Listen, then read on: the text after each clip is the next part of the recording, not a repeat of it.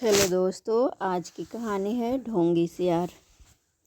मिथिला के जंगलों में बहुत समय पहले एक सियार रहता था। वह बहुत आलसी था। पेट भरने के लिए खरगोशों व चूहों का पीछा करना व उनका शिकार करना उसे बड़ा भारी लगता था। शिकार करने में परिश्रम तो करना ही पड़ता है ना। दिमाग उसका शैतानी था। यही तिकड़म लगाता रहता कि कैसे ऐसी जुगत लड़ाई जाए जिससे बिना हाथ पैर हिलाए भोजन मिलता रहे।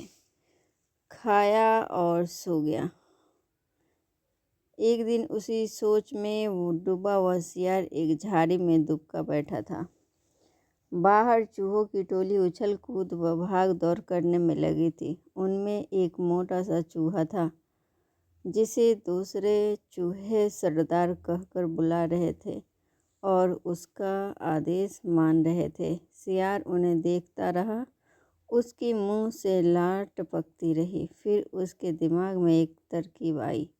जब चूहे वहां से गए तो उसने दबे पांव उनका पीछा किया। कुछ ही दूर उन चूहों के बिल थे। सियार वापस लौटा। दूसरे दिन प्रातः ही वह उन चूहों के बिल के पास जाकर एक टांग पर खड़ा हो गया। उसका मुंह उगते सूरज की ओर था। आंखें बंद थी। चूहे बिलों से निकले तो सियार को उस अनोखी मुद्रा में खड़े देखकर वे बहुत चकित हुए। एक चूहे ने जरा सियार के निकट जाकर पूछा, सियार मामा, तुम इस प्रकार एक टांग पर क्यों खड़े हो? सियार ने एक आंख खोलकर बोला, मूर्ख, तूने मेरे बारे में नहीं सुना? कभी मैं चारों टांगें नीचे टिका दूंगा तो धरती मेरा बोझ नहीं संभाल पाएगी। यह ढोल जाएगी। साथ ही तुम सब नष्ट हो जाओगे। तुम्हारे ही कल्याण के लिए मुझे एक टांग पर खड़े रहना पड़ता है।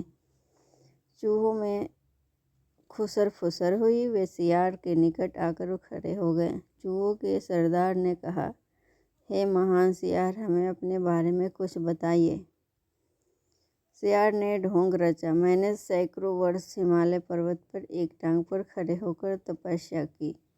मेरी तपस्या समाप्त होने पर एक टांग पर खड़े होकर तपस्या की। मेरी तपस्या समाप्त होने पर सभी देवताओं ने मुझ पर फूलों की वर्षा की। भगवान ने प्रकट होकर कहा कि मेरे तप से मेरा भार इतना हो गया है कि मैं चारों पैर धरती पर रखूं तो धरती गिरती हुई ब्रह्मांड को फोड़कर दूसरी ओर निकल जाएगी।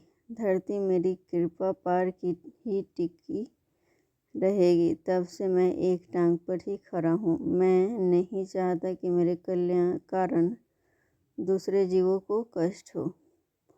सारे चूहों का समूह महातपस्वी सियार के सामने हाथ जोड़कर खड़ा हो गया। एक चूहे ने पूछा, तपस्वी मामा, आपने अपना मुंह सूरज की ओर क्यों रखा है? सियार ने उत्तर दिया, सूरज की पूजा के लिए। और उसका मुंह क्यों खोला है? दूसरे चूहे ने कहा, हवा खाने के लिए। मैं केवल हवा खाकर जिंदा रहता हूँ। मुझे खाना खाने की ज़रूरत नहीं पड़ती। मेरे तप का बल हवा को ही पेट में भांति भांति के पकवानों में बदल देता है। सियार बोला। उसकी इस बात को सुनकर चूहों पर जबरदस्त प्रभाव पड़ा। अब सियार की ओर से उनका सारा भय जाता रहा। वे उसके और निकट आ गए। अपनी बात का असर चूहों पर होता देख मक्कार सियार दिल ही दिल में खूब हंसा। अब चूहे महातपस्वी सियार के भक्त बन गए। सियार एक टांग पर खड़ा रहता और चूहे उसके चारों ओर बैठकर ढोलक, मजीरे, खरताल और चिमटी लेकर उसके भजन गाते। सियार सियारम भजनम भजनम। भजन कीर्तन समाप्त होने के बाद चूहों की टोलियां भक्ति रस में डूबकर अपने बिलों में घुसने लगती तो सियार सबसे बाद के 3-4 चूहों को दबोच कर खा जाता। फिर रात भर आराम करता, सोता और डकारे लेता। सुबह होते ही फिर वह चूहों के बिलों के पास आकर एक टांग पर खड़ा हो जाता और अपना नाटक चालू रखता। धी चूहों की संख्या कम होने लगी। चूहों के सरदार की नज़र से यह बात छिपी नहीं रही। एक दिन सरदार ने सियार से पूछ ही लिया, हे महात्मा सियार, मेरी टोली के चूहे मुझे कम होते नज़र आ रहे हैं, ऐसा क्यों हो रहा है? सियार ने आशीर्वाद की मुद्रा में हाथ उठाया, हे चतुर मूषक, यह तो होना ही था। जो सच्चे मन से मेरी भक्ति करेगा वह सशरीर बैकुंठ को जाएगा। बहुत से चूहे भक्ति का फल पा रहे हैं। चूहों के सरदार ने देखा कि सियार मोटा हो गया है, कहीं उसका पेट ही तो वह बैकुंठ लोक नहीं है जहाँ चूहे जा रहे हैं।